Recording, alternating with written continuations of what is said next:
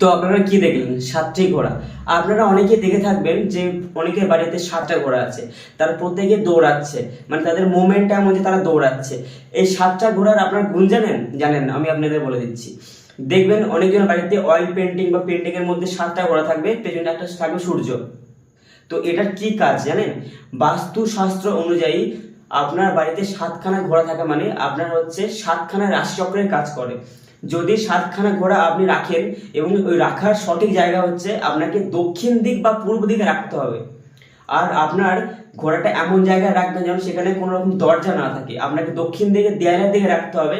এই ঘোড়া রাখলে আপনার বাড়িতে অর্থ কষ্ট থেকে মুক্তি পাবেন, বাড়িতে কোনো কোলাহল থেকে মুক্তি পাবেন, সমস্যার সমাধান সবসময় যেন হবে, এবং কোনো ইতিবাচক শক্তি মানে কোনো রকম ভূত প্রেত বা কোনো খারাপ শক্তি আপনার ঘরে প্রবেশ করতে পারবে না। এই সাতখানি ঘোড়া যদি পারেন বাজার থেকে কিনে আনবেন এক দামে এবং